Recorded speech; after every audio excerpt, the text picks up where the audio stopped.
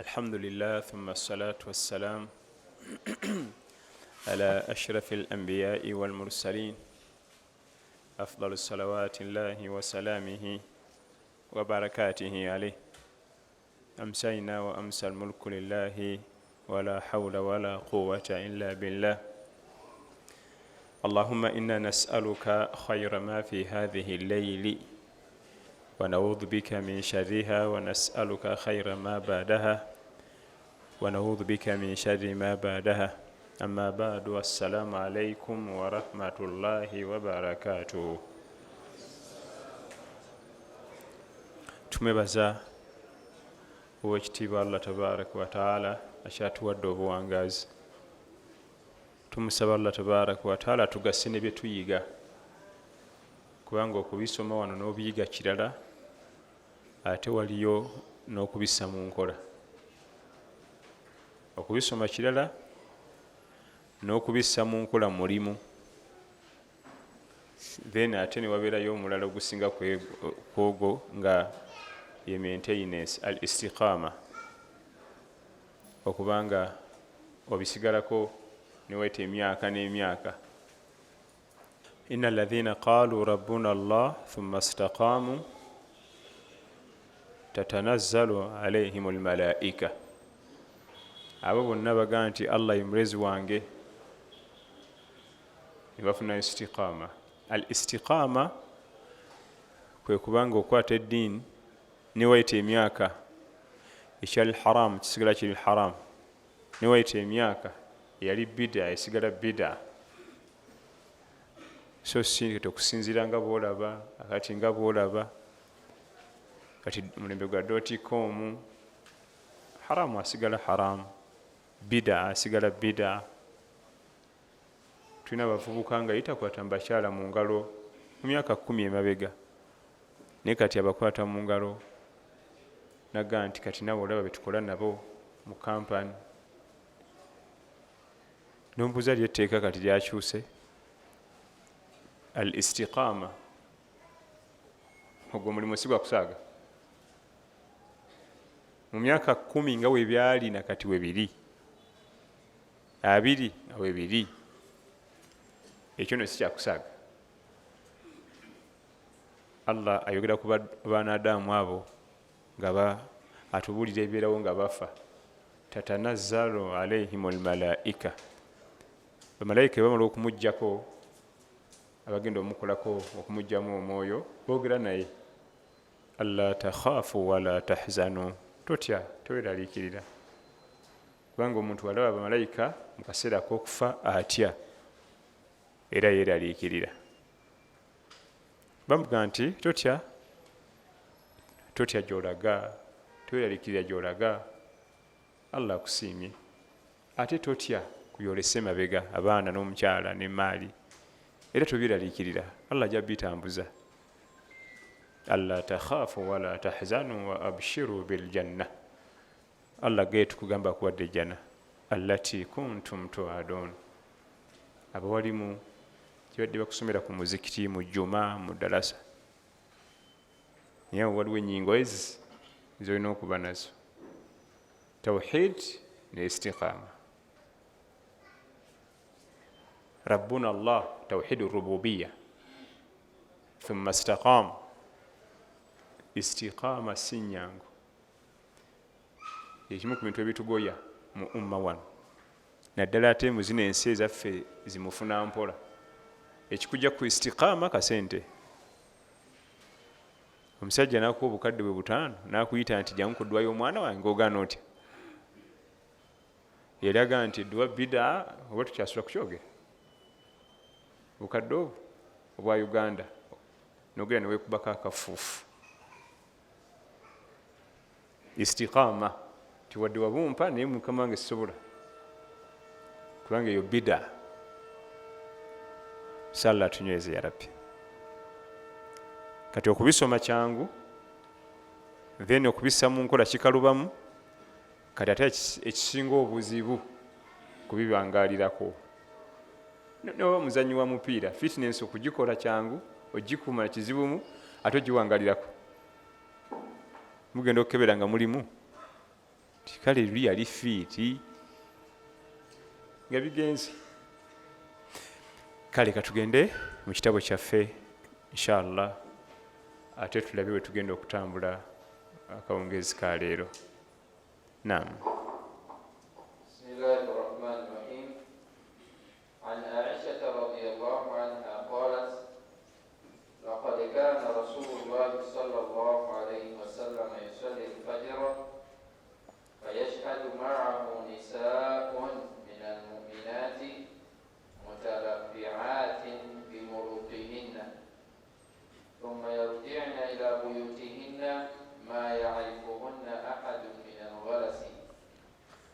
دام تلابي عن عائشة رضي الله عنها قالت لقد كان رسول الله صلى الله عليه وسلم يصلي الفجر.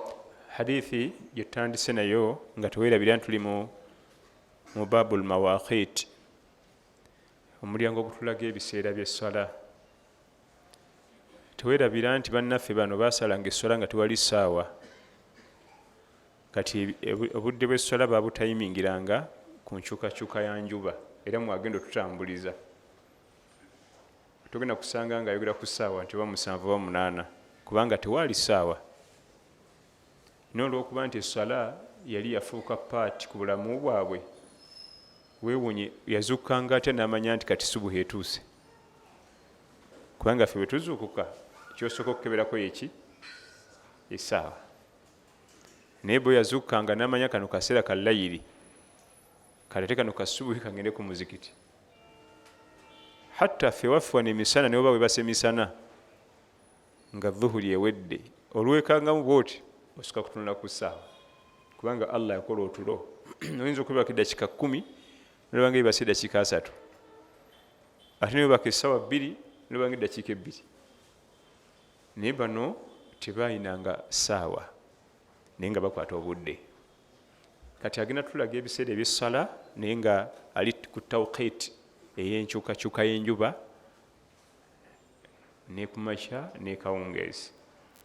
Atandise ne hadithi ya Aisha muwala wa Abubakar Siddiq radiyallahu anhuma, ate nga mukyala wa Nabbi sallallahu alayhi wasallama teyazaala mwana yenna mu bulamu bwe mu bufumbo bwe bw'ekitiibwa bwe yalimu ne bbaawe ow'ekitiibwa sallallahu sallama.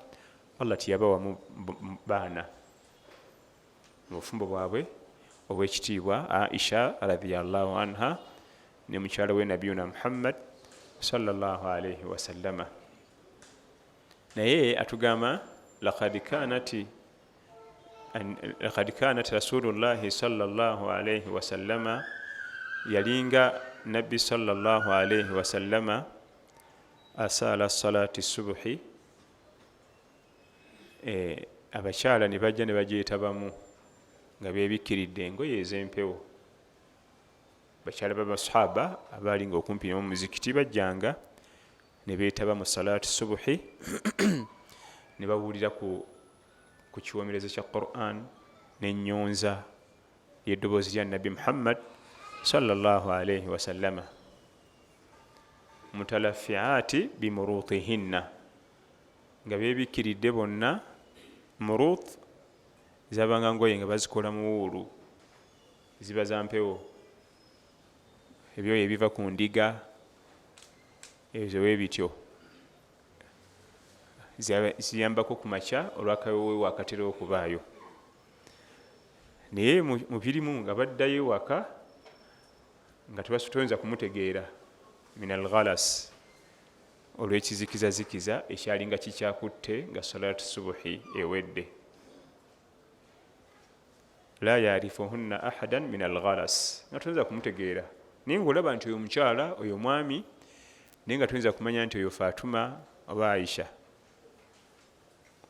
Hadithi eraga ki nti salaatu subuhi ebawo tebunnasaasaana, ng'omuntu agwolengera mu ka distance oyinza obutamumanya.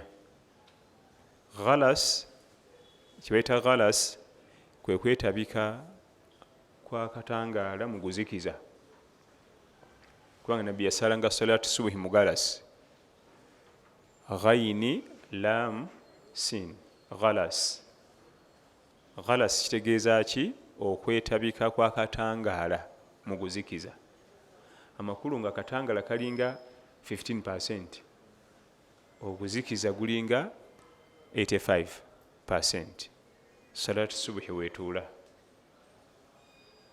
so si mu kuzikiza 100 ku 100 nga temulimu katangaala ka misana, si akatangaala kamataala, twongera katangaala ka budde, obudde obw'emisana nga butandise okulya obw'ekiro. Amakulu ekitangaala kitandise okuwamba, awo salatu subuhi wetuula. Ate era neggwa nga mukyali mu kaseera ako bwe katyo, si kuggwa nga ate butangadde. Hadithi ya Aisha eno radhiyallahu anha. Era ng'ebyokuyiga biri mu hadithi, namukyala asobola okujja n'ayetaba mu salatu subuhi, naddala babaliraanye masjid, basobola okujja ne beetabamu nga banoonya nabo okufuna ku baraka. Damu hadith. عن عائشة رضي الله عنها قالت: لقد كان رسول الله صلى الله عليه وسلم يصلي الفجر فيشهد معه نساء من المؤمنات مترفعات بمروطهن ثم يرجعن إلى بيوتهن ما يعرفهن أحد من الغلس. Abakyala beetabanga mu nabbi yasalanga salatul fajiri, fayashhadu maahu nisa, oba abakyala abajjanga okusala naye mutalafiati bimurutihinna, nga bezingiridde engoye zaabwe ez'empewo, naye mubiriwo nga baddayo nga tebasobola kulengera muntu n'omutegeera, kasitaba nga ali mu distance nga tosobola mutegeera nti oyo gundi oba gundi. Awalaga obudde wa salatu subuhi. Naam. عن جابر بن عبد الله رضي الله عنهما قال: كان النبي صلى الله عليه وسلم يصلي الظهر بالهاجرة والعصر والشمس نقية والمغرب إذا وجبت والعشاء أحيانا وأحيانا إذا رآهم اجتمعوا عجل وإذا رآهم أبطأوا أخر والصبح كان النبي صلى الله عليه وسلم يصليها بغلس. Jabir ibn Abdillah al-Ansari al-Khazraji, emunyenye Madina, ava mu ba Khazraji, ezimu ku kabira ezaali ez'amaanyi mu Madina omwo. Mwalimu kabira nnyingi, naye mwalimu kabira bbiri ezaalina ssente, abaali mu buyinza, abasoma, babanga ba Awusi n'aba Khazraji, be babanga ab'amaanyi mu Madina. Naye nga waliwo n'abalala, era bw'oba osoma ku by'e Madina owulira nnyo al Awus wal Khazraj, ezo kabira. Jabir ibn Abdillah ye mu Khazraj, ye kabira mwava, yegatta ku umma nga nabbi azze e Madina sallallahu alaihi wasallam, natula shahada ne taata we budala Abdullah ibn Haram. Taata we bamutanga Abdullahi ibn Haram. Tombuuza lwaki Haramu yerinnya lye, naffe ntugayina amannya nga gayiwuunyisa, ate tetulinawo mpologoma, naye ngiryo linnya lya nsolo ate tasaaga. Taata we Abdullah ibn Haram yagana mutabani we okugenda mu lutalo lw'e Badiri. Jabir yagenda Badiri, ate ne Uhudi n'amugaana, kubanga Jabir yali omukulu, yali omwana omukulu ewaka, ng'abaana babazzaako kumukumu asigale ayambeko maama ku baana. Balina abaana 9, balina abaana 10 nga Jabir ye mukulu, 9 nga buto. Bwe tugende Badiri, taata we Abdallah n'amugaana nti gwe sigala ne maama omuyambeko ku bato. Ate bwe twali tugende Uhudi era kyekimu, naye kitawe yasigala Uhudi, Abdullah ibn Haram.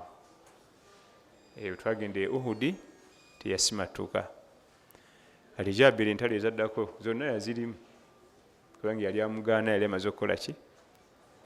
Okufa. Awo nno waliwo ebyokuyiga, waliwo ebyokuyiga, kubanga nabbi yali yeetaaga abalanyi abanaalwana mu lutalo sallallahu alaihi wasallam. Ni taata n'amugaana nti ddayo eka oyambeko ku maama ku baana. Jjukira balwangayo, tuuza tugenda mu lutalo nga bwogenda mu kibuga nodda ekawungeezi, balwangayo akaseera. Kati Jabir y'omu ku basomesa ba umma eno atugamba, atubulira ebiseera by'esswala zonna ettaano, esswala zonna ettaano nga bwe obiseera nabbi yazisaalirangamu nga batunulidde budde si ssaawa. Ekisooka, kaana yusalli dhuhr bilhajira, yasaalanga salaati dhuhuri ng'enjuba emaze okukyuka. Hajira ba'da zawal, ng'enjuba emaze okukyuka kibeeta hajira. Dhuhuri yagisalanga enjuba evudde mu kukyuka. Zisaawa zetumanyi wano nga zisusse mu 6, kubanga mu 6 eba tennakyuka, eba wakati mu ggulu. Essaawa zonna mu 6 zigenda okuggwako eba ekyali wakati mu ggulu, fi kabidi sama, wakati mu ggulu. Bwe ziyingira 7 n'ekyuka, nga bwe twalaba luli, aqimi salata liduluki shamsi ila ghasaqi llayli wa qur'ana alfajir inna qur'ana alfajiri kana mashhuda. Eyo aya tulaga ebiseera eby'esswala naye nga byo biri kwa wujumula, yali abigasse, hadithi nezibyawula. Muyimirizeewo esswala liduluki shamsi ng'enjuba emaze okukyuka. Aqimi salata liduluki shamsi, yimirizawo esswala eza farada ng'enjuba emaze okukyuka, ye dhuhuri nasiri. Ono omwana ali wano yekyanga amazeko emirembe.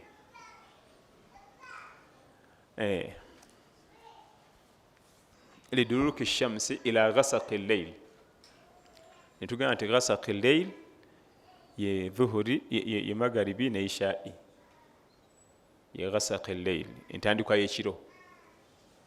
Amakulu esswala ennya nazitulaga mu Qur'an obudde bwazo. Kati naga nti wa Qur'an alfajiri, nalitani Qur'an ne salatu alfajiri ku makya. Inna Qur'an alfajiri kana mashhuda. Natubulyayo n'esswala emu eya sunna esinga zonna ebbeeyi, wa min allayli fatahajjad bihi nafilatan lak. N'ekiro salayo ku tahajjud. Nanokulayo ezimu ku sswala eza sunna ez'ebbeeyi. Kati esswala zonna naba nga zikonyeeko awo, eza farada zonna 5 ne sunna naleetako ki. Kati fe abatamanyi kusoma, abatamanyi kunoonya ku irimu, tulowooza mbu ebiseera by'esswala mu Qur'ani tebirimu, tobimala nawo. Kati ate wano mu hadith nabbi natandika obiteemaatema. Salaati dhuhur ebeerawo bilhajira ng'enjuba emaze okukyuka, ate asir wa shamsu naqiya ng'enjuba ekyali pyuwa, ng'enjuba ekyali pyuwa, zisaa 10 eba ekyakuba bulungi omusana gwayo. Ate wal magharib idha wajabat, yani idha gharabat, magharib ebawo ng'enjuba egudde. Idha wajabat idha gharabat shams, ng'enjuba egudde. Wal isha ahyanan wa ahyanan idha ra'ahum ijtama'u ajjal wa idha ra'ahum akharu abta'u. Yo salatu lisha yakyusakyusanga obudde sallallahu alaihi wasallam, ahyanan wa ahyanan, oluusi n'oluusi yakyusakyusanga obudde. Jjukira nti amaka ge gali galiranye masjid sallallahu alaihi wasallama, nga mu ddirisa abalaba masjidi bwe yalingizangayo nga bakuŋŋanye bangi ng'ajanguyiriza, bwe yalingizayo nga lwo batini ng'agikereya. Idha ra'ahum ijtama'u ajjal, bwe yalabanga bakuŋŋanye ng'ajanguyiriza baweze, kubanga tulina gwe tulinda. Ate bwe yalabanga bakereye abba ng'agikereya sallallahu alaihi wasallama. Wa kana nabiyyu sallallahu alaihi wasallama yusalli alfajira bilghalas, yo fajiri yagisanga mu galasi. Galasi twamulabye, galasi twamulabye mu hadithi ewedde, nga ke katangaala katonotono agatandika okwesenseka mu kizikiza okugenda nga kakirya, kibeta galasi. Damu hadith عن جابر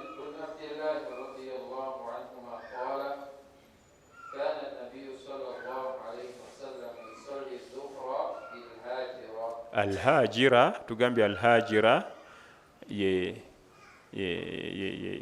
enjuba yange ekyuse. Naam.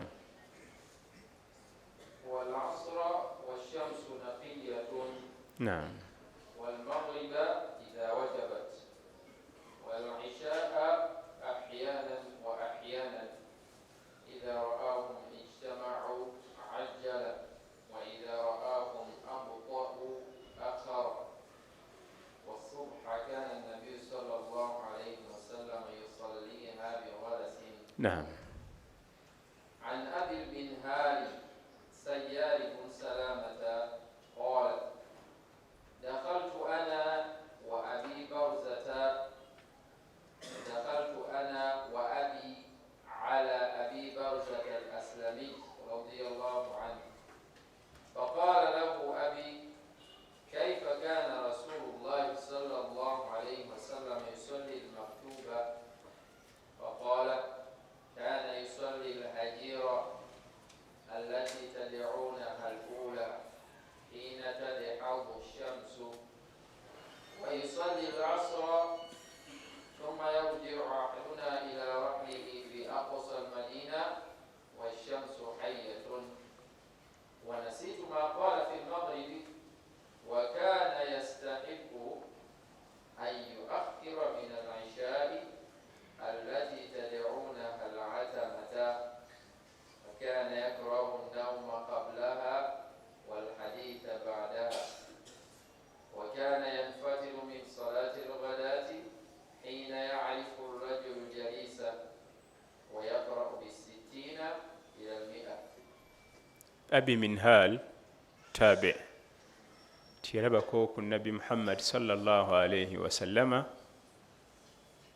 atunyumiza lumu bwe basinkana sahaba omu ku basahaba. Abi minhal musajja mu Iraka, Abi minhal musajja mu Iraka nga bwe twalaba nti Iraq yavaamu nnyo abakugu ba irimu bangi. Atunyumiza yali ne kitaawe ne babuuza sahaba etwanga Abi Barzata al-Aslami. Abi Barzata al-Aslami oyo munnamadina radiyallahu anhu sahaba wa nabi Muhammad sallallahu alaihi wasallama. Kati tabi atalaba ku nabbi sallallahu alaihi wasallama abuuza sahaba yalabako ku nabbi sallallahu alaihi wasallam kaifa kana nabiyyu sallallahu alaihi wasallama yusalli al-maktuba. Nabbi sura zino ezaala alikwa yazisalanga atya? Biseera tunyonyolemu ebiseera kubanga gwe waliwo n'olabako ku nabbi Muhammad sallallahu alaihi wasallam. Kati Abi Barzata al-Aslami natandika okunyonyola byalaba radiyallahu anhu. Ategeeza nti nabbi sallallahu alaihi wasallam yasalanga salati dhuhuri ng'enjuba ekyuse, n'asala dhuhuri nga omukufatuka n'okuddayo ewaabwe eri ewala min aqsa al-Madina, ekibuga gye kisembera mu kyalo, n'atuuka ewaka ng'enjuba ekyayaka bulungi.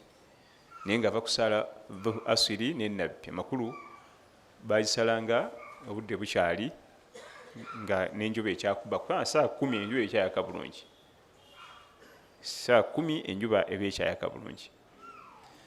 Naye wano Abi Minhali alina akagambo katakamu nti wanasiitu ma qaala fi l-Maghrib. Obudde bwa Maghrib nabwerabira bwe yatugamba kabulabe nnyo, kabulabe. Naye lwakuba ye yali tabe ayita abakubamu bamanyi abalala kokka batajagibwako yirimu kokka ako kaba kamuteekeri abeera khafifu dabt, talina memory esitowalinga yirimu. Naye kati ye kamuyisa talina buzibu kubanga ye tabe ali moyita ennene. Omuntu yasoma ku basahaba ba nabbi sallallahu alaihi wasallam teyinkaninka takola ki ate olaba sahaba yokka yekka muzibu. Ku lwaki? Irimu eno efanagananga waliwo ogenda oba mu bank oba mu kampani ne bajjayo receipt book naye ng'erina kaboni nga 6 oba yali akirabyeko. Original copy kwe bawandiika bw'obikula bwoti tefanagana na kaboni, ate kaboni esooka bw'obikula tefanagana neddako. buli wobikula carbon bwina agenda akendeera. Kati basahaba yo original copy nabbi sallallahu alaihi wasallam kuyawandika yirimu tuli fenna. Batabe ye copy esooka carbon copy number 1 ebe kyali ku ebesembedde nnyo ekituufu. Batabe tabeina ye carbon copy yokumeka. Kakati waffe tuli carbon copy ya kumeka jama kyomula twevuma bwevumi nfo ky'okusomesa basira ate bwino tukyamulaba tuli fenna. Bwobanga bakuwadde waliwo waba oluusi mu kugula amamotoka oluusi waliwo bajjayo kopi nga ziringa 5 carbon copies naye gwe genda ozikebere taso ink eba tefaanagana. Original copy ebe ekwata nnyo eddako ntandika okukendeera neddako n'akendeera gy'okumugenda mu carbon copies nga ne ink agenda afuuka light. Time etuuka ng'olaba bayisizayisizaawo naye babwadde buki buno okuggyako nga wasomyeko ku original copy bosobola okusoma ne ku bino. Akati byebyo nno mwana wange kati original copy basaba kuba nabbi kwe yawandiika ati sallallahu alaihi wasallam obe sigambye nti yakwata ekalamu nawandika muntu ogwabwe obe ekifaananyi mukifunye. Kati batabe ye first carbon copy ebe ekyali ku kituufu nnyo. Kati abi minhal oyo copy esooka kubanga ajja kuba sahaba abasoma ku nabi Muhammad sallallahu alaihi wasallam. Abo tebemasaganga na bigambo balinga tebemasagga na bigambo abadan yogera ekigambo nakiteekawo nga kiri bwe kiti. Kati atuga nti wanasitu ma qala fil maghrib nebyo obudde bwa magharibi nabwerabira simanyi we yagamba biki kyolayiro tebalimba abakuba ffe yandibadde atutetenkanya n'ateekawo kyataddewo kyolyoga nti balinga tebemasagga na bigambo. Naleta essala eya ishai gyebayita atama era yagisalanga oluusi ng'agikeereya sallallahu alaihi wasallama. Kakati mu hadith eno mulimu ebigambo byaleeseemu nga kitutera kubikozesa. Kana yusalli dhuhr allati tad'unaha al-ula. Abi Barzata al-Aslami yaga nti yalinga asala dhuhuri mwe muyita number 1 kubanga dhuhuri mugamu kumanya ga yamalla al-ula number 1. Kulwaki bwe yava okukima essala sallallahu alaihi wasallama malaika Jibril bwe yajja omuyigiza yasooka dhuhuri yasooka kumusaza dhuhuri kwe kugituma number 1 allati tad'unaha al-ula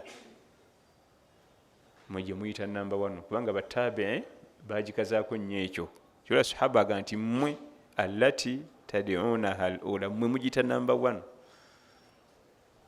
Kati swala zirina amannya agasukka mwemu kumpi zonna ettaano salati dhuhuri oba al-ula number 1 salatu al-asiri oba al-wusta kubanga ate mu Qur'an yagiyita wusta eyo wakati hafidhu ala salawati was salati al-wusta mwekume nnyo obudde bw'essala naddala eyo wakati. Kakati ate embira nyeweeva omanyiwo dhuhuri ye number 1 ate ogamba otya nti asiri eyo wakati. Dhuhuri si ye number 1 yali number 1 nga batendeka nabbi okusaala sallallahu alaihi wasallam ni mu ranking ate number 2 ba subuhi yegulawo olunaku subuhi yegulawo olunaku isha neggalawo yali number 1 nga bamuyigiriza ozisaala sallallahu alaihi wasallam naye ate bwe tuba tugenze mu arrangement y'essala mu lunaku ate dhuhuri number 2 tugamba nti ate balagaye ye 1 ate basuli ebireeta yo wakati. Kakati nekiba nti hadith eno etulaze ebiseera ebyessala nabbi byeyasaalirangamu. Tugambye tebalina masaawa tebalina masimu tebaalina n'agenda ateekamu obuntu bubiri obw'omutawaana. Wakana yakrahu an-nawma qabla al-isha wal haditha ba'daha. nabbi sallallahu alaihi wasallama yalinga atamwa okwebaka nga tunnasala isha, yali akitamwa era tekikiriza sallallahu alaihi wasallama okwebaka nga tunnasala salatu leisha. Kulwaki?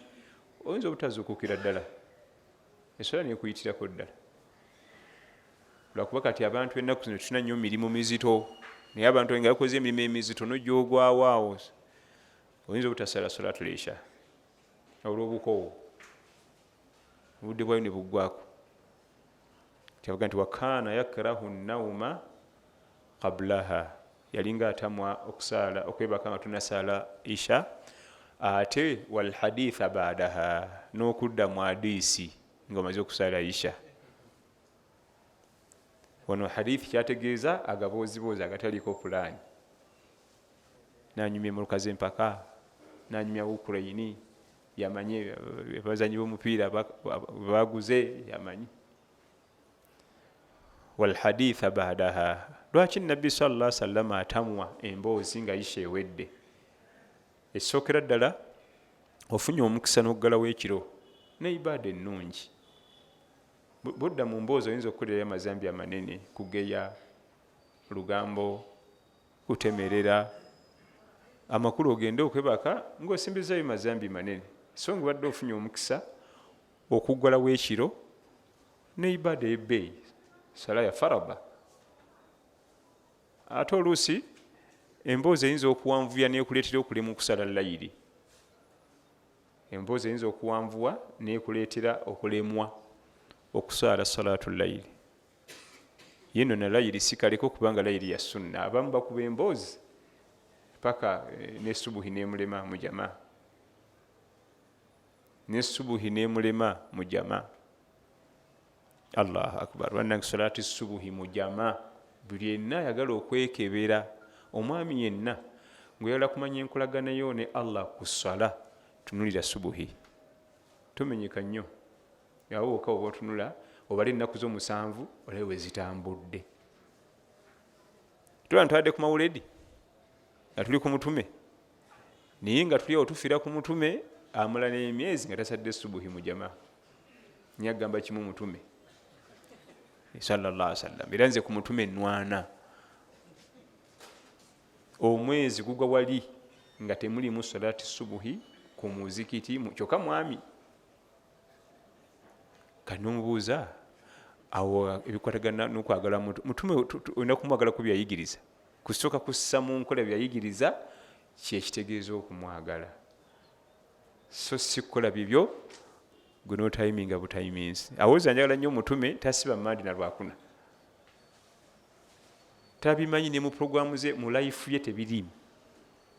Njagala nnyo omutume ennaku enjeru tasibayo, tamanyi nti gyeziri mu nsi.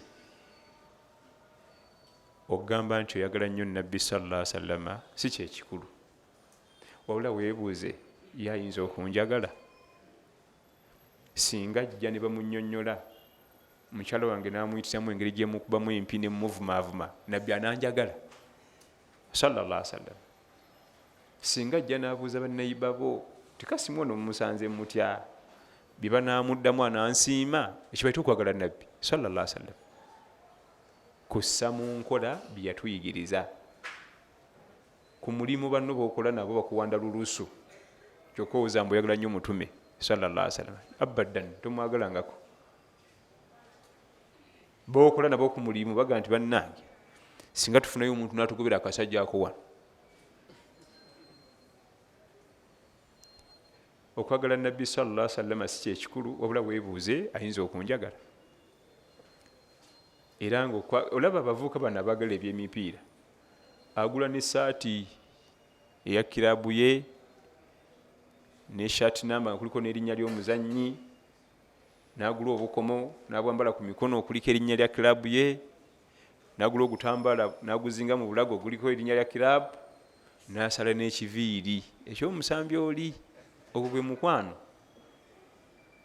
So si kwogera bwogezi mbuze mpagira kirabu gundi baba n'obufu bulaga nga ne bwo musanze busanzi mu kkubo akulagirawo nti nze nga tunaakunyega kirabu yange ogirabye, naye mu kkubo osanga omwami nga tolina kumanya nti wa ummatu Muhammad sallallahu alaihi wasallam, nga taliiko obufu bwonna nga bwemuyita John toba tukoze musango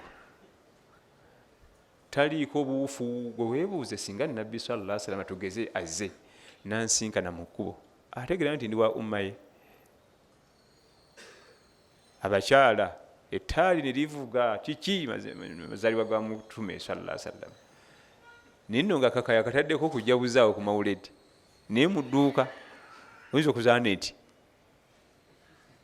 ate ffe oba oyita ku maduuka imaamu salamualeykum nombuza oli musiraamu nti ei n'emisomo gijjudde ono ku ssimu naye nga yenna ayambadde bukunya ne ku mikono tekuli ku saati tekuli mikono naga nti ku ssimu enkuliko emisomo gyo nga 100 kati gigasizaaki egyo gyonna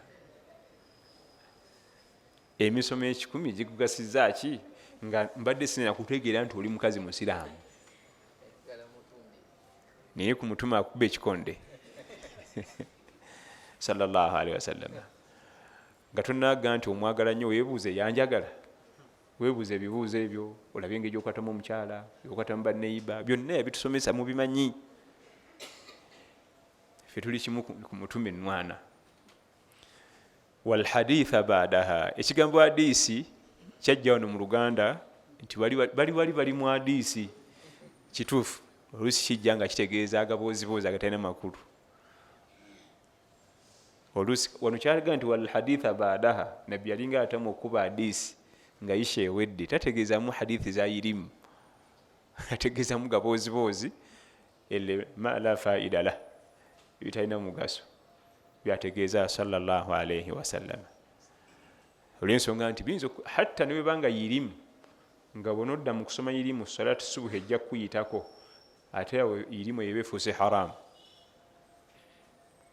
kubanga ate waliwo yirimu ekkirizibwa okusoma nga tumaze isha n'embeera ezijja ezimu ezigwawo abafumbo bafunye obutakkaanya essaawa yonna bugenda kuyiika nga bwetaaga okutuulamu mu kaseera ako isha ewedde waliwo ebijja nga bisobola okubaawo naye singa tukizuula naye bijja tukaluubiriza salatu subuhi etuyiteko lwaki nabbi aganya hadiisi nga isha ewedde abala subuhi sallallahu alaihi wasallam kyekimugobezaawo hadiisi abala salati naye kaakati oba ebyo twogera mu bwogezi nakuwuliriza sinalaba tv yange ninayo amawulire katandika butandisi twala tugende waliyo omupiira yaga oyo musajja ayogeremu bigambo bye tubiwulirize tugende ani gwagamba ku mulembe guno nti salatu lisha egwayingira obuliri omujjabwa kyakyukira ddala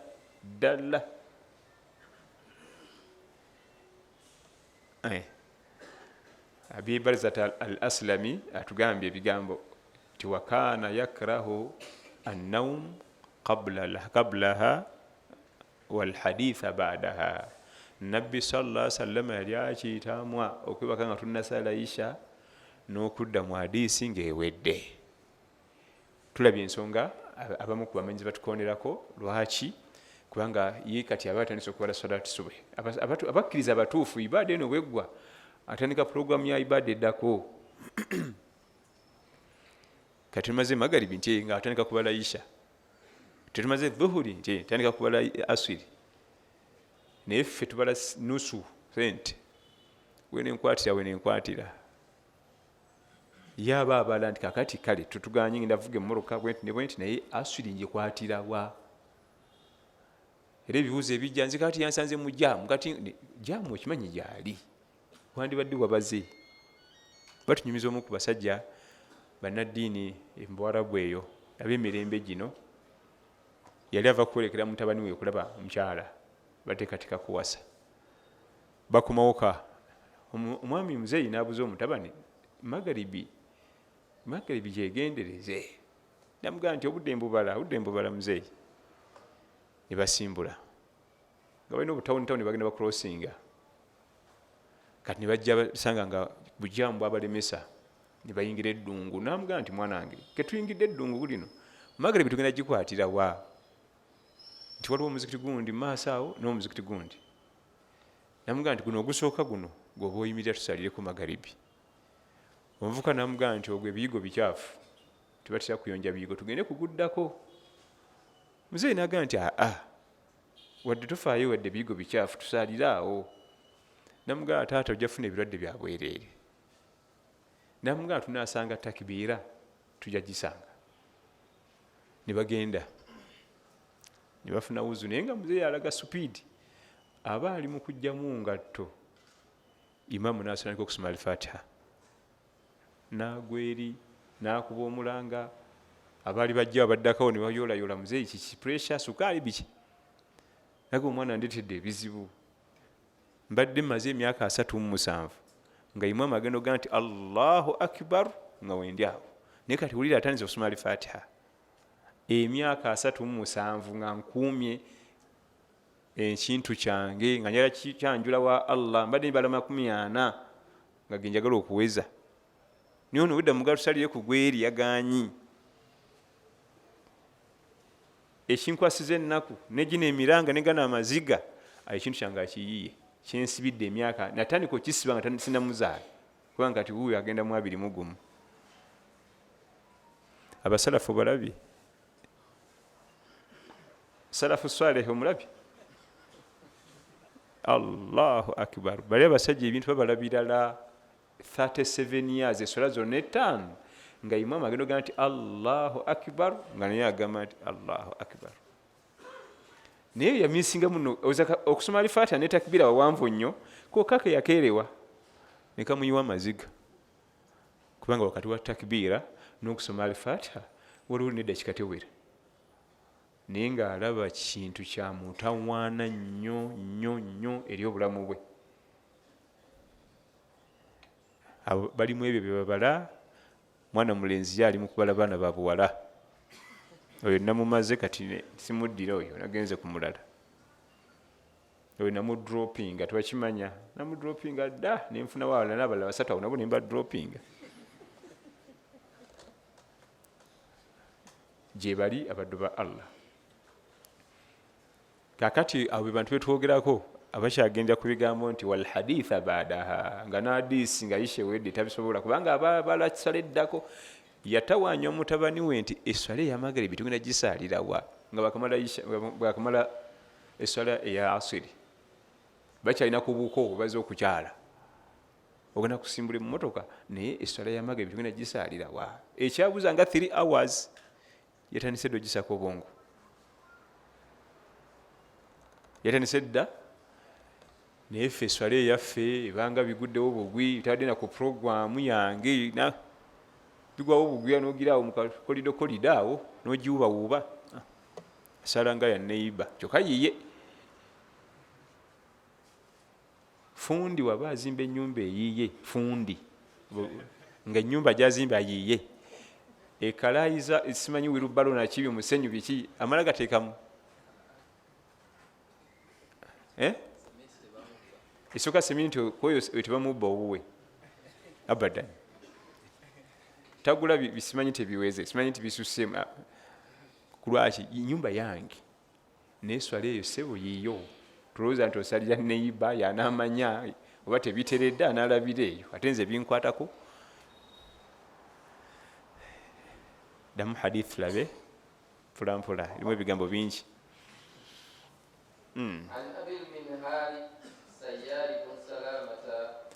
Abi Minhal Sayyara bun Salama. Sayyara lyerinnya lye, Salama ye taata we. Abi Minhal abasajja ba Iraka. Naam. دخلت أنا وأبي على أبي برزة الأسلمي رضي الله عنه. Abi Barzata al-Aslami ayina amannya naye mazibuzibu erinnya lye Nadla al-Aslami naye natidde okulyogera nga lijja tawaanya nuuni bodi lam netta Nadla al-Aslami emunyenye ye Madina naye yasinga kumanyikwa ne Abi Barzata al-Aslami radiyallahu anhu oyo sahaba mukulu mu basahaba. Naam. فقال له أبي كيف كان رسول الله صلى الله عليه وسلم يصلي المكتوبة. Babuuza batabe babuuza sahaba nabbi engeri yasalangamu esswala eza faraba. فقال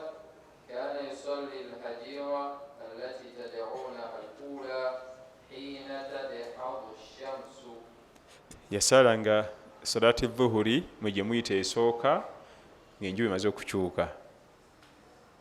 ويصلي العصر ثم يرجع أحدنا إلى رحله في أقصى المدينة والشمس حية.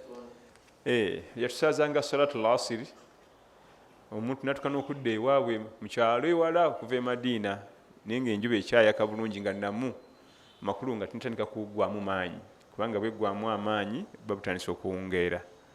amakulu salatu lasiri ebeerawo ng'enjuba ekyali amaanyi washamsu hayya nga namu bulungi tenaba kutandika kulumbibwa bire ebigibikabika nga buwungeera kekadde ke tulina okusaliramu salatu lasiri. naye bano baganda ffe babitwanguiza ne biza ku ssaawa 10, 15, 10 kitundu babitwanguiza ne biza ku ssaawa naye luli bakuliranga awo waggulu. naam naye neerabira kyeyatugamba ku salatu lmagaribi.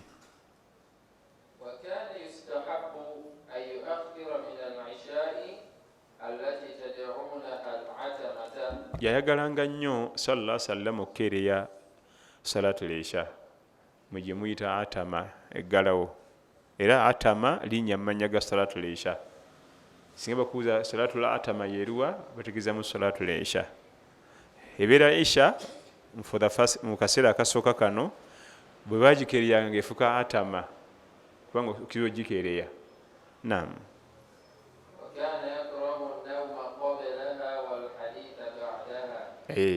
yalinga atamwa okwebaka nga tulina saala isha wadde okudda mu hadiisi nga isha ewedde.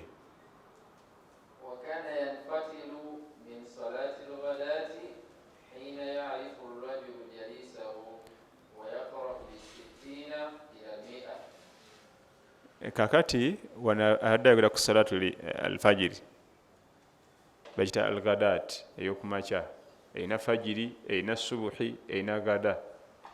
alghadat yalinga agimaliriza sallallahu sallama nga omuntu asobola okumanya gwatudde naye batandika mukusala isha nga tebemanyi kubanga tebalinanga mataala nga bwe twalaba nti nabbi sallallahu sallama allah tiyamugulirawo duniya tebalinanga mataala gano mumuzikiti temwali n'omuzikiti gwa nabbi sallallahu sallama gwali gwa musenyu nga tewali tails tewali seminti tewali talazo wadde enkokoto. masjidi yaabwe yali yaki ya musenyu sallallahu alaihi era ng'etonnya. wano masjidi okutonnya abaisiraamu batabuuka lukiiko teluli serious. masjidi enze ekyokutonnya eya nabbi sallallahu alaihi wasallam yali etonnya era mu nkuba bavundamanga mu mazzi ye kennyini sallallahu alaihi wasallam n'avundama mu mazzi nga masjidi yatobye. teyamugulirawo duniya naye yamugulira wa akhira. yali biliyoniya wa akhira kubanga mugagga mu ibaada mugagga mu irimu mugagga mu mpisa. ate ebyo byonna ffe situlinako wadde tetulina mpisa tetulina irimu tetulina ibaada tetufaafagana na bugagga bwa duniya eno. sente kati nabbi sallallahu alaihi wasallam yamalirizanga salati subuhi nga basobola okutandika okwetegeera kubanga batandikanga kagalasi kakyali kamaanyi egenda okuba nga katandisa okubamu akatangaala. era natulaga n'ekigero kyeyasomanga mu salati subuhi nti wakana yaqra'u baina 60 ila 100 yasomanga wakati wa aya 6 ku 100 ku salati alfajiri. amakulu salati alfajiri erimu okuwanvuya era kano kagenda nnyo eri bayimaamu magaribi ne isha temulimu kuwanvuya. bw'oba osomye ekiwanvu nnyo aya 3:5 kulaka esooka 3:5 musula ennyimpi so siyatu dayini esoma olupapula lulamba bwatugamba aya 3:5 eno eryemu eryemu naye si kyekyo kyebagamba. ayatu dayini ya salati subuhi era ayatu dayini oba wakugisoma mu salati subuhi yokka gyosoma n'okutama mulaka esooka. twaliko mu semina emu e Makka ne Dr. Saud bono Ibrahim Ashuraim gumanyi nga Seka Sulaim omita Shuraim. ne bamubuuza nti imaamu ku salati subuhi imaamu yandibadde asoma kyenkana ki ku salaati subuhi, naga nti asome pepa emu, asoma pepa emu, asoma peegi n'abikula n'asomayo haafu n'akutama, era akeyokubina kali ka haafu akaba kasigaddeyo. Naga nti mu nsoma zonna oba imaamu alinamu ka sipiidi oba talina, ekyo kisijja kukalubiriza nnyo bantu be, naye naga bwe kisukkamu ekiba kirungi. Waakiri akendeeze ku ekyo, niyo gwe twogerako asaza miliyoni z'abantu, ate Qur'an agimanyi. Ate nze simanyi lwaki abatawomesa Qur'an tebanvuya bitooke bye bigwa, temuli katungulu, temuli kazigo wadde akanyanya, n'alyoka abeesibako. Abaana amanyi Qur'an mba mukyawoomerwa nga yakutamye dda. Olidde eswala ey'amagaribi n'ishai tusoma kaki katini. Eswala eya fajiri yekkirizibwa okuwanvuya, naye ate era ekikoze eki ekisaanidde, kubanga ate oli bamugaa nti yosubu bawanvuya subhanallah, najasoma surati Taha yonna nagimalako. Surati Taha etudde ku mpapula 5 yonna nagikuba wali, batugamba subuhi owanvuya nedda. Okuwanvuyamu ekisaanidde nga n'ekigendererwa kulinda bakereye, tuba tulindalindamu kubanga enzuku kasi yeemu. Abamu adde yazuukuse nga amanya anaagenda bugenzi neyekanga nga alina okunaaba, abamu yazuukuse neyekanga ebisinzo tabiraba, ebisinzo ebigulawo kubanga jjukira tuva mu tulo, tuva kwebaka, tuva buli kimu kyadde kiggaddwawo. Waliwo alina okugula olujja gule geeti ajjeyo emmotoka, ati tulindamu abo bonna nga imaamu asoma kiwanvu nga bwalinda ku banne. Wakana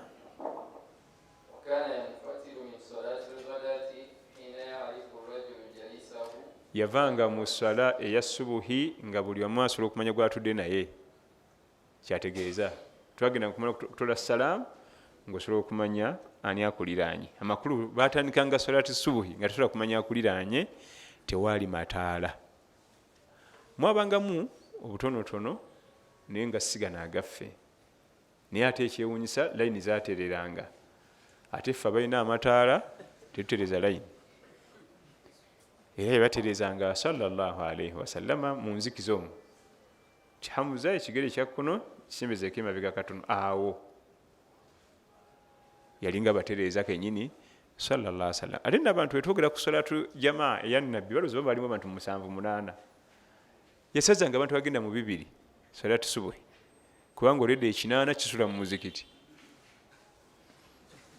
8 plus bo bagusulangamu, tebayinanga waka, atudde shahada ekaba mugobye, abalala banaku nga bagwa omwo ne bebako, bayitibwa ahlu saffa, nga mubo mwe muve mu nyenye ya umma Abi Huraira, musomesa saabasomesa yasulangawo. Mulimu abalala bajjanga okusulamu nga lwayirimu, kati nga Abdullahi ibn Umar. Taata we Umar yalina amaka, naye ng'ajja asulemu asobole okufuna omukisa okuba nga darasa tazoosa. Abdullahi ibn Umar. Okasha ibn Muhsin naye bw'atyo yalina okusula, naye ng'ajja n'agumba omwo lwayirimu. Kati mubaamu abalala nga ye talina wakusula munaku, ne mubaamu abalala nga babagoba ebyowuza la ilaha illallah todda wano, nga nabbi sallallahu alaihi wasallam abaaniriza. Basulanga omwo. Kati 8 kyokka eyo salatul jama egambikako wano, ye Kampala ogisanga subuhi ogisangawa nga balina 8 mu muzikiti wano ku tawhidi. Abo bannaffe bo kirasi ndala alhamdulillah, kusala abo bwakyo ku kiyamba bana bakuba migo gya kirala naye jama musumaali emigo gya jama alabika ku kiyama giwonye. Kati ye masjidi ya nabbi sallallahu alaihi wasallam yasazanga abantu bagenda mu 2 kubanga 8 olwedde kikola ki weekiri wali nga gattako 120 tasibye 2 sallallahu alaihi wasallam. Damu hadith labe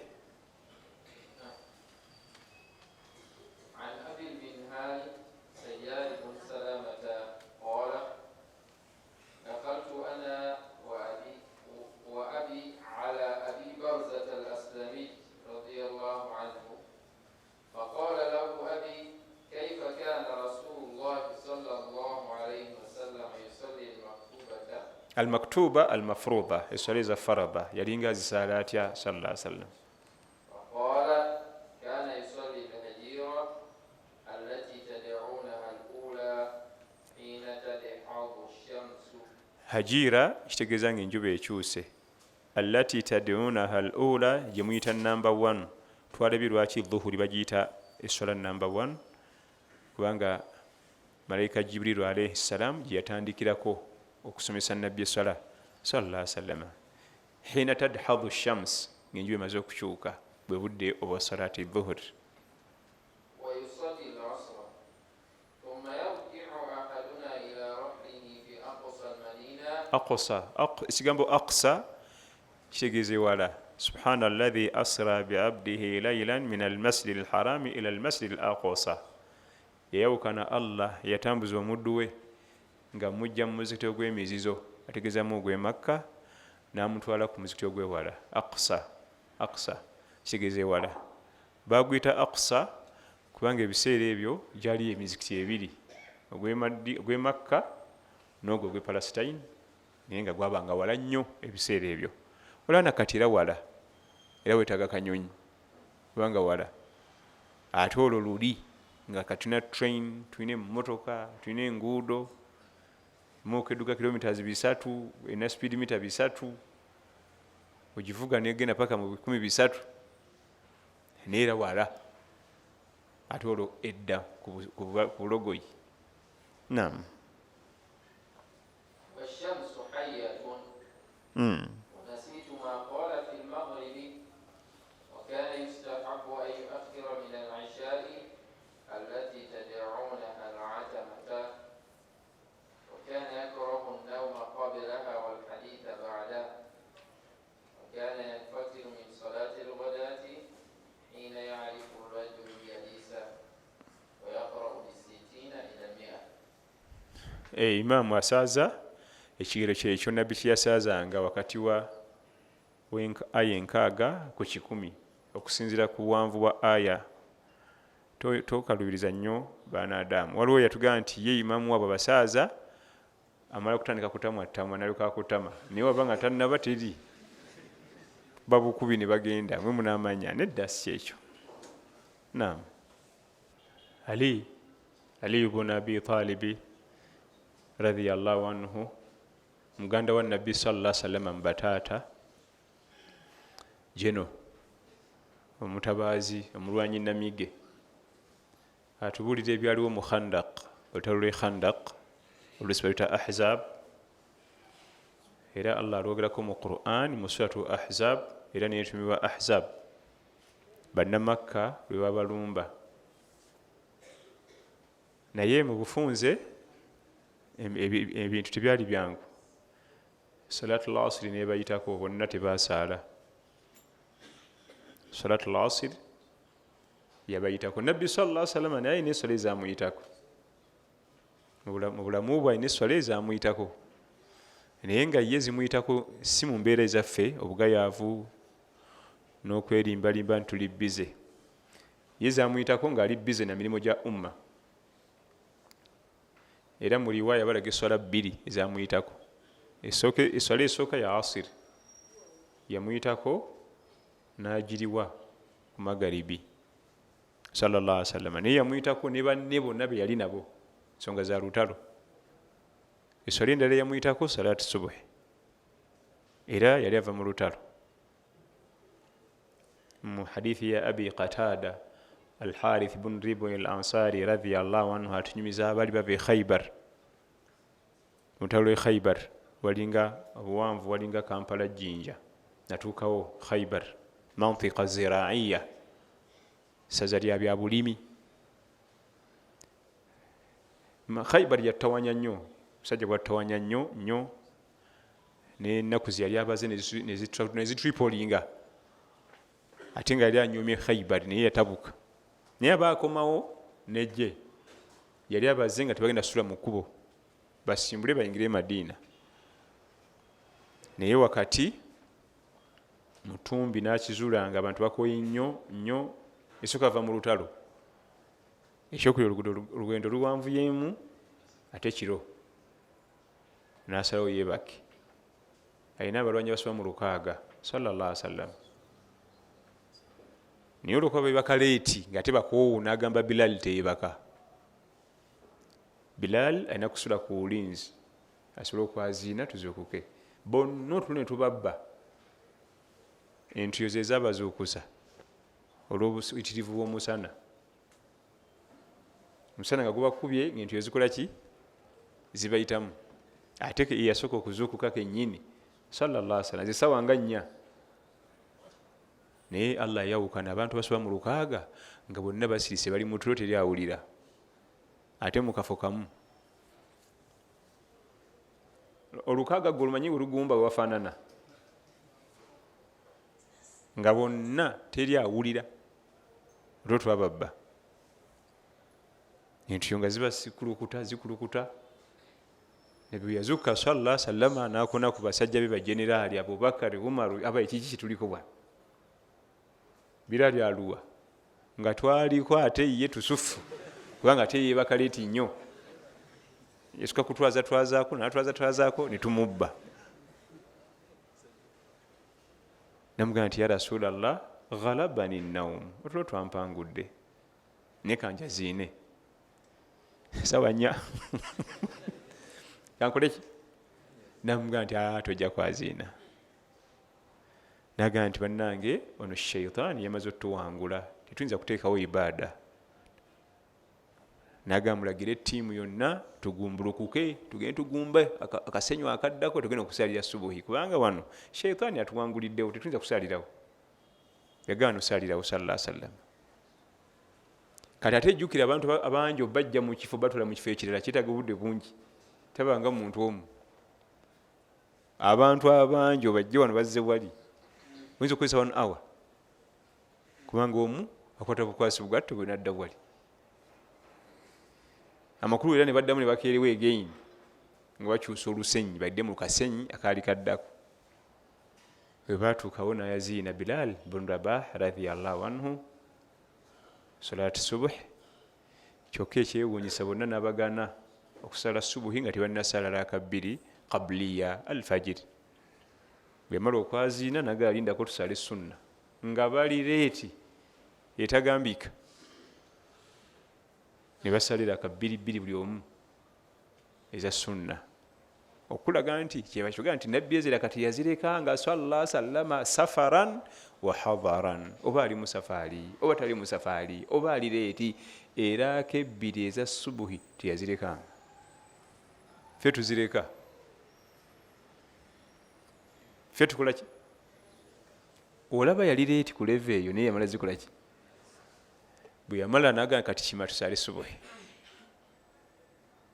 Yesola yamuyitako ya subuhi nga tuva e Khaybar mu Fathul Khaybar, bayitawo Fathul Khaybar okugulawo katundu ako bayitani Khaybar.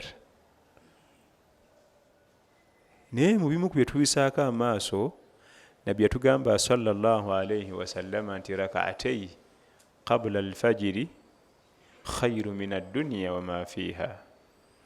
Era ke 2 ze tusala nga subuhi tennabaawo zisinga eduniya n'ebirimu. Ekibuzo kitegeeza kibuzo kiri kimu yo subuhi begenda kutuulawa kubanga bumazewo eduniya yonna. Bobanga ezo zisinga eduniya n'ebirimu kiba kitegeeza bwe bugagga oba tumaze okutuuka ku wasemba ate olwo subuhi yegenda kukola ki? Kubanga teriyo ibaada ya sunna eyinza singa ya farada abadan. Ibaada ya farada neba yenkana kannasi kano ne bayita ibaada ya sunna nga yenkana nze tesobola kugiyitako. Eva ibaada ya farada temanyi ya sunna nga tutunulire na butini bwayo. Naye yatugamba nti ezeerako 2 nga subuhi tennabaawo singa tutunulira butunulizaako kokka toyinza kuddayo zireka. Zisinga eduniya n'ebirimu obugagga bwa mu golodi feeza twala tugende ebitiibwa byabajeno baba president ba kingi byonna ebyo temuli makulu kwezeraka. Kati subuhi yo nesinga ki? Kubanga ne subuhi erina okujja nayo nefuna erina nayo omulimu gwayo nga ate eno sunna emazeewo buli kimu. Ako singa okassaako ebirowoozo buli ku makya n'okalowoozaako sikakasa nti oyinza ozireka. Bw'obanga ogenda okusala salaati subuhi jjukira nti eraako ebbiri nga tonnasaala subuhi zisinga edduniya n'ebirimu. bw'omala saala subuhiyo toyinza kalowooza n'ogireka oba ogenda kufiira ebintu bingi. kakati nabbi sallallahu alaihi wasallama salatu subuhi hadithi erimu tujja gisanga mu Bulugh Maram kitaabu sala nga Ibn Abi Katada agitunyumiza ne mu bitabo birala mu eri mutawalan mu buwanvu nga eswala eyo yabayitako. Abi Katada jeno yali bali bava Khaybari, oyo jenero w'amagye magye ga nabbi sallallahu alaihi wasallam yatubulira ebigambo ebyo nga subuhi yabayitako naye ekyayewunyisa entuyo zakola ki zizaba zokusa. kakati ate wano mu hadithi yetulimu wano ya Ali ate yo asiri nga sinava ku swala eri yabayitako bava mu lutalo so si nti bava kulaba firimu na mupiira. Yabayitako bava mu lutalo ne bakaleeti so si nti basereeti nga tulaba TV kubanga Facebook yetuyitako netugisala leeti lwebyo subuhi kulaba movie kulaba horror mipiira. Sindowooza ekimu ku bigezo by'omulembe gwaffe mupiira ogwo era wakubayo ndowooza nabbi ajja ebimu ku byamagero yandibadde muzanyi wa mupiira naye nga takuba mupiira ne bakuba kubanga anti ekyamagero nabbi ajjira mu byemukola ennyo naye nga ye abafulula. Temula nabbi Musa alayhi salaam bali bakola obusotasota naga nti kale kanzije tulabe baddayo kunyega anti mukola emisota kati nenkandeete ajjira mu ekyo kimulooza nti muli bamaanyi naye nga bali mu maaso kilomita zinga 9 kanti ate ono munnaffe yakikola atya nga atuyiseeko nnyo oba kubaayo nze nandibadde nze kyange temugaa nti oba aya Quran oba hadisi oba ndibadde nabbi ajja nga asamba omupiira oba gussa ku mutwe kuno nadduka paka mugolo yeeri n'agutweba tirenza mukwatako anti musamba omupiira. kakati hadithi eno tujja gitandikirako mu wiki ejja okusinziira akadde nga bwe kayimiridde inshallah. kati funa ebibuuzo 2-3. Alaikum salam. Singa ndagira mukyala wange asale enviiri ze zonna ku mutwe n'agaana afuna omusango? Nedda tafuna kubanga ekisooka mu bikola byute y'omukyala nviiri ze hatta ne mu aqiiqa omuwala tebamusala nviiri ate ng'ekigambo aqiiqa kiva mu aqqa enviiri omwana zajja nazo nga va mu luto lwa nnyina muva ekigambo aqiiqa amakulu ozisalako mugamu ku makulu g'ekigambo aqiiqa enviiri omwana zazaala nazo teziba nnungi naye mu bikola byute n'ekimu ku bintu ebyebbeeyi ku mukyala nviiri tafuna musango ate gwamugamba gwofuna kibanga omugamba nti jjamu ebyokwewunda byonna jjako eyaringi jjako toddamu nakuwandika ku liiso byonna nobimugaana eri kwebyulako ebyute ye. Enviiri kyekimu ku byute z'omukyala lwaki omujjako byute ye wabula bwe kiba nga mugenda kukkaanya nga gwakulabikira bulungi nga kabumba ne mukkaanya kyesisuubira nti gyekiri ne mukkaanya bukkaanya nga si byamagye ate awo kisoboka. Naye sisuubira nti waliyo omwami anyumire okulaba omukyala nga akatwe tekuli kantu konna. Naam.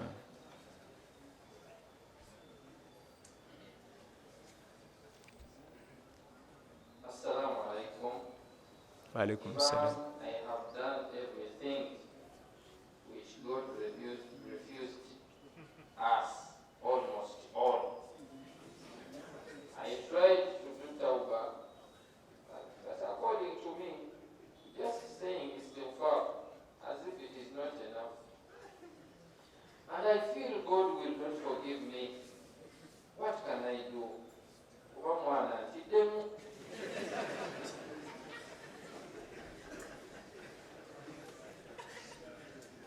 Allah tugamba mu Quran ya ibadiya alladhina asrifu ala anfusihim la taqnatu min rahmatillah inna Allaha yaghfiru dhunuba jami'a. abange mu abaddu bange abamaze okwevulunga mukumanyi okwevulunga mu mazambi kiba kitegeeza boosaabanye abamaze okwevulunga la taqnatu min rahmatillah tokutukawo nassuubi mu allahu essuubi lirekeyo kulwaki inna allaha yaghfiru dhunuba jamia allah asonyiwa amazambi gonna teri kigana kukusonyiwa ajja kukusonyiwa niwo neevulunga otya ekikulu kyakwetaagamu kuba sirias watuubu ila llahi jamian ayuha almuminuna laallakum tuflihun mu aya endala natugamba mukole bukozi tawuba bakkiriza mukoze bukozi tawuba temufaayo birala mubindekere ate allah illa man taaba wa amana wa amila amalan salihan faulaika yubaddiru llahu sayiatihim hasanat singa omuntu asalawo nakola tawuba neyenenya olwenenya olwa ddala illa man taaba wa amana nafuna iman wa amila amalan saliha okuva kulo nakola mirimu birongoofu ate gali amazambi faulaika yubaddiru llahu sayiatihim hasanat agadde amazambi agafuusa negafuukamu emirimu emirungi eribadde ezambi liziwakkira 100 alikyusa nelifuukamu emirimu emirungi eziwagira 100 ate atwagala nnyo luggi luggule naye taubatan nasuha lwenenyo lwa siddamu ekitawanya tawuba zaffe nebireeta ebyo okugwamu essuubi aba atambuza tawuba yakatambulako 3 weeks nadda mu zambi lyennyini eryo eddene ate ogwo guba muzannyo era tewaba tawuba kyebayita tawuba mu bukwakulizo bwa yakasookera ddala mbimaze siddayo adamu rujuu obutaddayo bibata tawuba Imaamu al-Ghazali yali musajja mu Misiri avaawo Misiri bamuzaala mwaka 405 hijiriya emoka eyo Sheikh Kiti yali agivuganga ina number plate eyo nemugato gitundanga kubanga eriko omwaka gw'omumanyi wa umma ate yagitunda bamuzaala 405 hijiriya nafa 505 Imaamu al-Ghazali yawanika ekitibwa kita Ihya ul-Ulum n'agenda afunza tawuba yaga tawuba efanagana ng'omuntu ali ku highway wano tetuna highway enguudo ziri ez'abazungu oli mu 1582 oduka n'ogenda ozula nti wabuze noweta nokola ki kati naga nti toyinza kubanga wakizudde nti nabadde nabuze noweta noddayo ate noddamu noweta oddemu gye wabulidde kitegeeza tulina magezi kubanga ozudde nti nolyekkubo lyenkute ligenda wa allah kanjiwe tenzireyo eri liri ligde wa allah kati oba wakagitunuzaayo ovuga oduuka oyingira supiidi 152 nga toddamu ogiweta kati omwana ddamu bwatu mazambi aba amaze okufuna ekkuba ettuufu awo esaakutte eridde wa allah ng'agenda akuba yutaan ng'ataddayo wa shaitan ng'atambulayo kaatambudde ng'ataddamu agikyusa kiba kitegeeza oyo mwami ajavuga emmoloka eggwemu amafuta ku hayiwa okwo anti aba yakawetadde wa allah ng'ate awetaddayo gye yabuliddemu eri shaitan yagamba tawuba ye yutaan mu lulimi lw'okuvuga emmotoka kibayita tawuba eba yutaan naye bw'ogikola toddamu kutunuza mmoloka ate eri kubanga eyo si giwadde olaga naye yutaan ze abaana adamu ze tukuba mukama gwange kuba wakagitunuzero n'ogitunuzero abamu wiiki emu akuba yutaan 3 wallahi sibiddamu allah bimaze mu nnaku 2 n'agikyusa sibira mu loogi nga mmaliriza ebigambo ebisembayo bensibira abavubuka abato omuvubuka omuto aba n'obwagazi bw'omukyala bungi allah bwatu bwe yatutonda yakigenderera oba oyagala mpozi ng'oli mulwadde naye omuvubuka omuto yenna ekirungo ekisinga okuba ekyamaanyi mubiri gwe ekikola omukwano buli kaseera kiba kifulumya products ekiziyiwaawo mu katale omukwano guba mungi nnyo naye allah ayagala kugezesa n'agukubibwamu nga mungi alabe boneeyisa ku mateeka ge ako kajjukiranga Mukwana gukwiyemu mungi n'amala ate abakyala bakusemberezaawo alabye Mikidaadi ono aneeyisa atya ku mateeka gange. N'omwana ow'obuwala naye bw'atyo n'agumuyiwamu nga mungi n'amusembereza Mikidaadi n'amuteekaawo alabe kyakwetagamu kyokka okugumiikiriza, okuyitiriza okusiiba n'okuwasa mu budde, n'okuwasa ku makya makulu emyaka egisooka liddagala. Ebyokwoza malagula mu moroka nzimbe bangalo nakyo ebyo okuwasa mu budde obukola ki liddagala, n'okufumbirwa mu budde obusooka. Wabarakallahu fikum wa jazakumullahu khair. Rabbana atina fid dunya hasana wa fil akhirati hasanatan wa qina adhaban nar. Allahumma ati nufusana taqwaha wa zakkiha anta khairu man zakkaha anta waliyuha maulaha wa salli Allahumma ala sayidina Muhammadin sallallahu alaihi wasallam. Wassalamu alaikum.